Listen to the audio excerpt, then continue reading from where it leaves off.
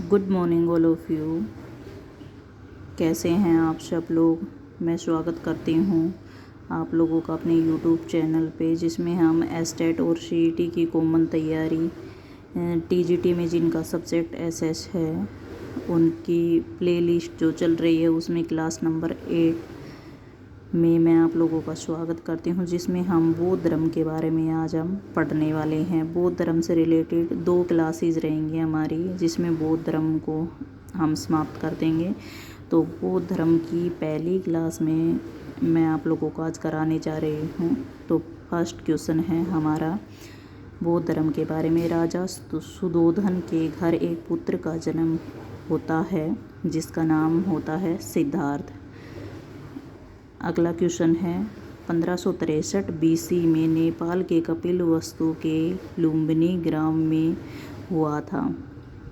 राजा सुधोधन के जो पुत्र थे सिद्धार्थ, उनका जन्म 1563 बीसी में नेपाल के कपिलवस्तु के लुम्बिनी ग्राम में हुआ था। इन्होंने 16 वर्ष की आयु में शादी कर दी 16 वर्ष की आयु में इनकी शादी कर दी गई। उनकी माता का नाम महामाया था, पिता का नाम सुधोधन था। जन्म के 7 दिन बाद उनकी माता की मृत्यु हो गई थी। उनके बाद उनका लालन पालन उनकी मौसी गौतमी द्वारा किया गया था। उनकी पत्नी का नाम यशोधरा था। उनके पुत्र का नाम राहुल था। 80 साल तक वो जिए थे। उनके घोड़े का नाम कंथक था। सारथी का नाम चन्ना था।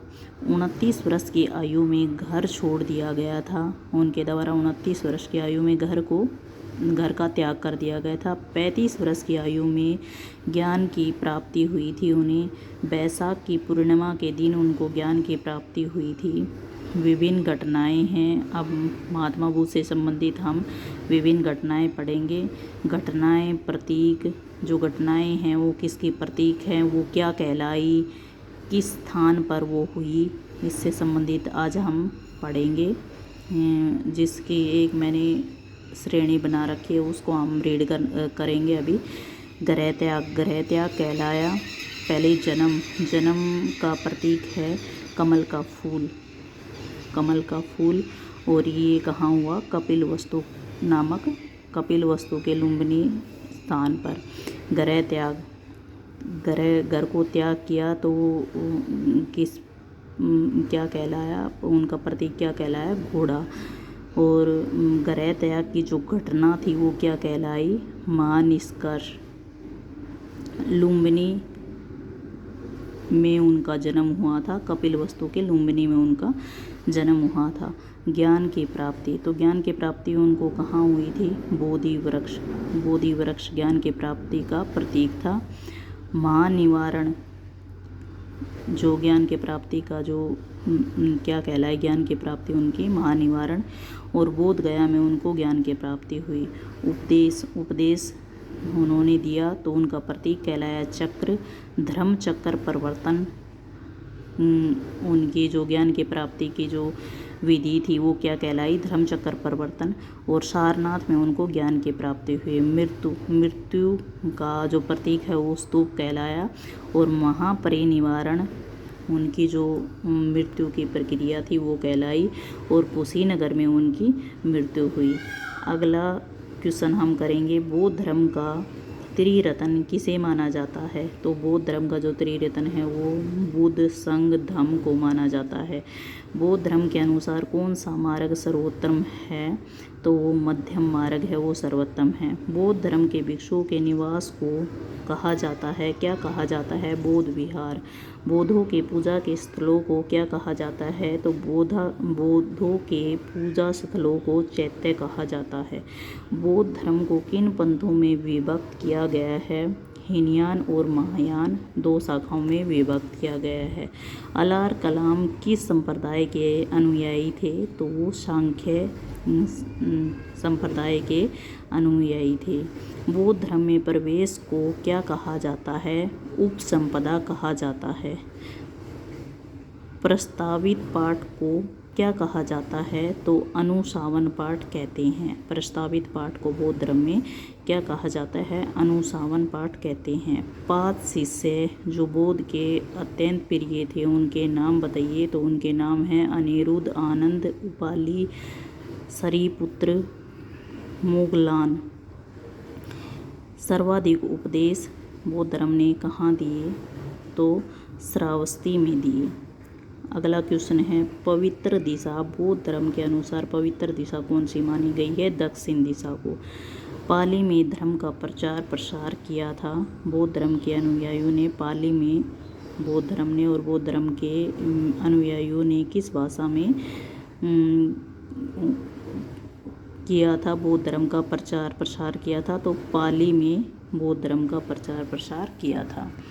अगला क्वेश्चन है बौद्ध धर्म का प्रचार सबसे ज़्यादा प्रचार किस राज्य में किया गया था? वो तो कौशल राज्य में किया गया था।